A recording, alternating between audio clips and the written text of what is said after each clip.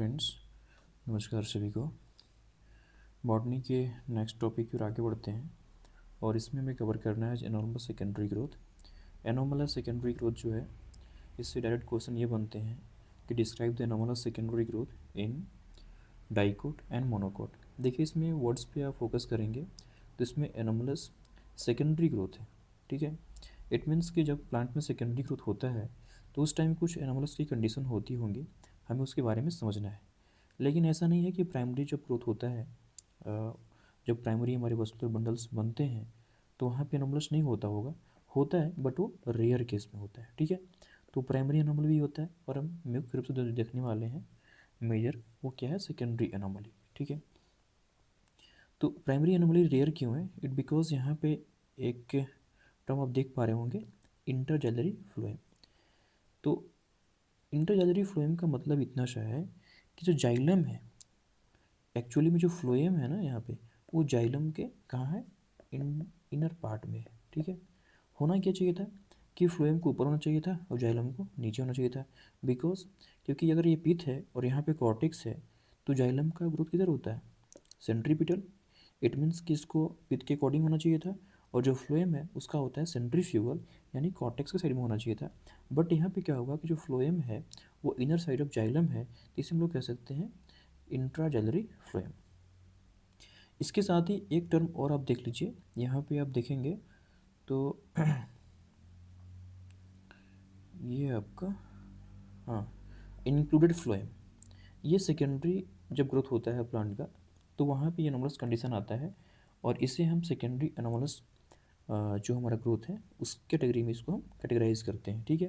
तो यहाँ पे क्या हो रहा है कि जब सेकेंडरी ग्रोथ होता है कैम्बियम से तो आपके जो सेकेंडरी फ्लोएम बनेंगे और यहाँ पे सेकेंडरी जाइलम बनेगा, क्योंकि प्राइमरी जो हमारा ग्रोथ हो रखा है उससे तो प्राइमरी फ्लोएम और प्राइमरी जाइलम बने रखे हैं। लेकिन यहाँ पे आप देख पा रहे होंगे कि इसके जाइलम के मिड में ही हमारे कुछ फ्लोएम के पैचेस दिख रहे हैं, ठीक है। तो ये जो पैचेस बन रहे हैं, एक्चुअली में ये पैचेस जो बन रहे हैं एक्चुअली में क्या है, ये सेकेंडरी एनोमलस ग्रोथ के एग्जाम्पल है, ठीक है। क्योंकि जाइलम के अंदर में फ्लोएम का डेवलपमेंट यहाँ पे हो गया है, यानी विद इन जाइलम। और वहाँ पे क्या हो रहा था, वहाँ पे आपका इनर साइड था। जब इनर साइड है तो उसको क्या कर रहे थे, इंट्रा, और यहाँ पे क्या करेंगे, इंटर जैलरी फ्लोएम, ठीक है। इस बात को समझना है आपको, और इससे यूपीएससी में क्वेश्चंस भी आ रखा है डिफ्रेंशिएट करने के लिए। अब आते हैं हम लोग मेन टॉपिक पे, सेकेंडरी एनोमलस ग्रोथ। इसके भी कुछ कारण होते हैं, जैसे आपका फर्स्ट जो रीज़न है वो आपका शेप, किसके शेप, कैम्बियम के शेप और पोजिशंस में एबनॉर्मलिटी आ गई। सेकेंड आपका है कि abnormal additive activity of cambium. Third आपका मल्टीपल कैम्बियम। फोर्थ है extra stealer cambium and monocot secondary growth, ठीक है। एबनॉर्मल शेप एंड पोजीशन बहुत ही आपका स्ट्रेट फॉरवर्ड रीज़न है, बिकॉज अगर हमारे कैम्बियम के शेप ही अगर डिफरेंट हो जाएंगे तो उसमें डेवलपमेंट होने वाले जो वस्कुलर बंडल्स होंगे वो भी डिफरेंट ही होंगे, और इसका रीज़न ये होगा कि हमें एबनॉर्मल कंडीशन देखने को मिलेगा, ठीक है। उसके एग्जाम्पल्स आपको यहाँ पे दिए हुए हैं। सेकेंड होता है एडिटिव एक्टिविटी। तो ये कहाँ पे हो रहा है, abnormal additive activity of cambium.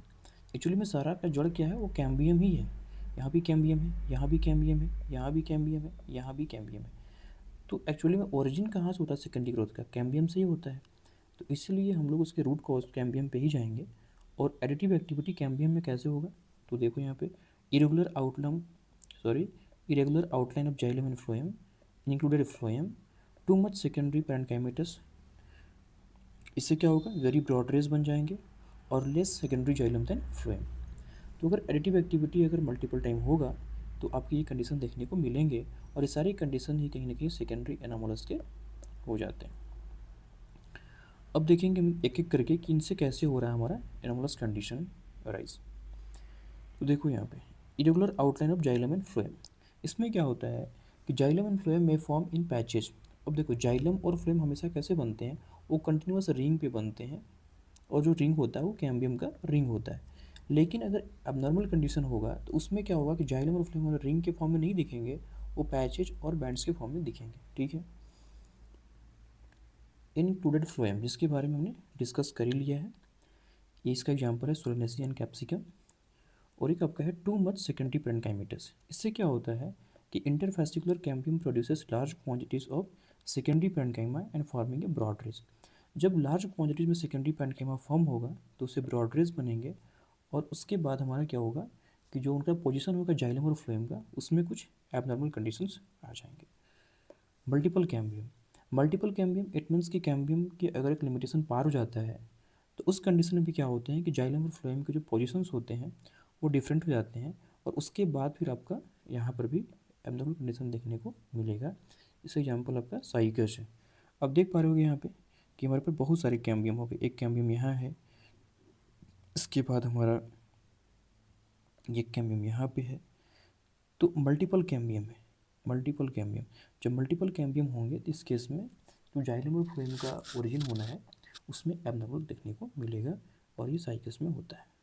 Extra stealer cambium अगर यहाँ पे देखोगे तो इसमें क्या है कि जो हमारा स्टीलर पार्ट के बाहर, एक्चुअली में कैम्बियम का फॉर्मेशन कहाँ होता है, विद इन द स्टील होता है, लेकिन अगर स्टील के बाहर अगर हमारा कैम्बियम का फॉर्मेशन हो रहा है तो उस केस में भी हमारा क्या होगा कि जो ग्रोथ होगा वो सेकेंडरी एनोमलस ग्रोथ की कैटेगरी में आएगा। तो आप देख पा रहे होगे type of secondary meristem that rises outside the steel.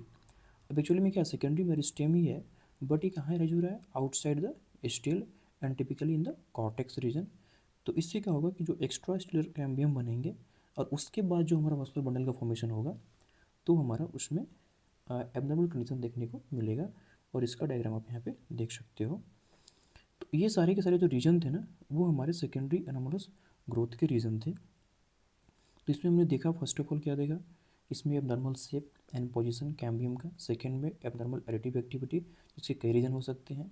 First reason ये हो सकता है कि रेगुलर आउटलाइन होगा जाइलम और फ्लोएम का, इंक्लूडेड फ्लोएम को हमने देखा, and too much secondary parenchymatous, और एक होता है आपका less secondary xylem than secondary phloem. इसमें क्या होता है कि some plant needs more phloem for storage. Actually में क्या है ना कि जो एबनॉर्मल कंडीशन प्लांट में भी देखने को मिल रहा है ना, ऐसा नहीं कि इससे प्लांट को कुछ लॉस होता है। एक्चुअली में होता है क्या है कि इन्वायरमेंटल कंडीशंस की वजह से प्लांट्स अपने आप को अडॉप्ट करते हैं। तो कई बार क्या होता है कि प्लांट को अधिक न्यूट्रिशन की आवश्यकता होती है, तो फ्लोएम का रोल वहाँ पे बढ़ जाता है एज़ कम्पेयर टू जाइलम। तो उस कंडीशन में क्या करते हैं कि लेस जाइलम देन फ्लोएम। तो एक्चुअली में होता तो कंडीशन हमारा सेट पैटर्न के अकॉर्डिंग एबनॉर्मल हो जाता है, बट प्लांट के अकॉर्डिंग उस एनवायरनमेंट में उनको सस्टेन करने के लिए ये इंपॉर्टेंट होता है। ये यहाँ भी लागू होता है एडिटिव एक्टिविटी में भी, और ये आपका यहाँ भी लागू होता है मल्टीपल कैम्बियम और एक्स्ट्रा स्टीलर कैम्बियम में भी। ये सारे के सारे जो एडाप्टेशन है एक्चुअली में एनवायरनमेंट के अकॉर्डिंग हो रहे हैं, बट ये सेट पैटर्न से डिफरेंट हो रहे हैं, इसलिए इनको हम एबनॉर्मल कैटेगरी में रख रहे हैं। ठीक है, इसके बाद मोनोकॉट सेकेंडरी ग्रोथ। अब देखो मोनोकॉट सेकेंडरी ग्रोथ यहाँ होना ही नहीं चाहिए मोनोकॉट में, इट बिकॉज यहाँ पे देख रहे हो ना कि ऑलवेज कंसिडर एनोमलस। क्यों? क्योंकि मोनोकॉट जो मोनोकॉट्स है उसमें क्या होता है कि प्रॉपर कैम्बियम तो होता ही नहीं, और प्रॉपर कैम्बियम नहीं होगा तो वहाँ पे कोई वस्कुलर कैम्बियम नहीं होगा और कॉर कैम्बियम नहीं होगा। तो जब कैम्बियम है ही नहीं तो फिर वस्कुलर बंडल्स राइज होने की बात ही नहीं उठता। बट यहाँ पे क्या होता है ना, कुछ थिकनिंग होता है मोनोकॉट में, और उसको हम कंसिडर करते हैं as a monocot secondary growth. तो ये थिकनिंग भी क्या होता है, एक होता है प्राइमरी मैकेनिज्म से और एक होता है सेकेंडरी मैकेनिज्म से। तो जो प्राइमरी मैकेनिज्म है इसमें क्या हो रहा है कि derive from the primary thickening meristem. Examples क्या है इसके, कोकोनट, और इसमें देखो इसका लोकेशन कहाँ पे है, ये एपेक्स में just below the suit apical meristem. तो ये हमारा सूट एपिकल मेरिस्टेम है, और ये हमारा हो गया पीटीएम का रीजन, प्राइमरी थिकनिंग मेरिस्टेम। ठीक है, अब क्या होता है कि सूट एपिकल मेरिस्टेम जब ग्रो करता है तो उससे हमारा प्लांट का लेंथ इंक्रीज करता है, लेकिन जो प्राइमरी थिकनिंग मेरिस्टेम है ये गर्थ को इंक्रीज करता है, यानी थिकनिंग होगा तो हमारा ये एक्चुअली में सेकेंडरी ग्रोथ जैसा कुछ सिम्स होगा, तो हम इसे रखेंगे anomalous secondary growth in monocot. Secondary mechanism में क्या होगा कि डिफ्यूज ग्रोथ होंगे सेकेंडरी ग्रोथ, और based on secondary thickening meristem. अब देखो यहाँ पे क्या था, प्राइमरी थिकनिंग मेरिस्टेम और एक होता है सेकेंडरी थिकनिंग मेरिस्टेम। तो इन दोनों में डिफरेंस क्या है, ये हो रहा है प्राइमरी मैकेनिज्म के थ्रू, और ये सेकेंडरी मैकेनिज्म के थ्रू क्या हो रहा है कि यहाँ पे डेवलप बिलो द पीटीएम, यानी जो ये पीटीएम है ना, अब इसके थ्रू अगर कुछ ग्रोथ होगा तो अगेन इसका गर्थ क्या होगा, इंक्रीज करेगा। तो ये देख रहे हो development below the PTM and found outside the ground tissue और पेरीफेरी। यहाँ पे क्या होती है, वस्कुलर बंडल जो होते हैं वो स्कैटर्ड होते हैं और क्लोज्ड होते हैं, क्लोज बिकॉज यहाँ पे कोई कैम्बियम नहीं होता। तो इस रीजन से भी क्या होता है कि हमारा अगर सेकेंडरी थिकनिंग हो रहा है इसके नीचे भी, तो फिर हमारा मोनोकॉट का गर्थ बढ़ेगा, और गर्थ उसका जब बढ़ेगा तो उसको हम कंसिडर करेंगे as a abnormal secondary growth. और एक होता है डिफ्यूज सेकेंडरी ग्रोथ, इसका एग्जांपल जो है म्यूजा स्पीसीज है। इसमें क्या हो रहा है कि division and enlargement of ground parenchyma, and overall क्या होता है, इससे भी हमारा गर्थ इंक्रीज करता है।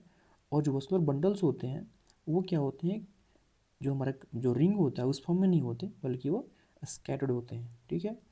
और इसके जो एग्जाम्पल देखने को मोस्टली मिलते हैं वो टिपिकल हर्बेसियस जो मोनोकॉट्स होते हैं वहाँ देखने को मिलते हैं। तो यहाँ पे देख रहे हो कि जो वस्कुलर बंडल्स है ये भी स्कैटर्ड है, यहाँ भी स्कैटर्ड है। तो एक्चुअली में अगर रिंग के फॉर्म में नहीं है तो तुम इसे ऐसे ऐसे कैटेगराइज कर सकते हैं कि क्या है, ये हमारा कहीं ना कहीं सेकेंडरी एनामलस ग्रोथ के कैटेगरी में आ रहा है। तो ये था हमारा secondary anomalous growth in dicot and monocot. एक देखो यहाँ से क्वेश्चन भी पूछ रखा है, ट्यूनिका कॉर्पस थ्योरी। इसमें क्या है कि ट्यूनिका का मतलब और कॉर्पस का मतलब आपको समझनी चाहिए। ट्यूनिका का मतलब होता है outer most layer of shoot, और कॉर्पस का मतलब है inner mass of the cell. तो इनका डिवीजन होता है एंटीक्लाइनल और इनका होता है पेरिक्लाइनल।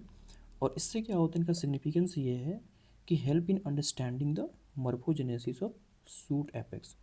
तो जो सूट एपेक्स का मॉर्फोजेनेसिस है उसको अंडरस्टैंड करने के लिए ट्यूनिका कॉर्पस थ्योरी को इंट्रोड्यूस किया गया था, और उसके थ्रू हमको हमें क्या होता है कि इसकी अंडरस्टैंडिंग जो होती है वो बेहतर होती है।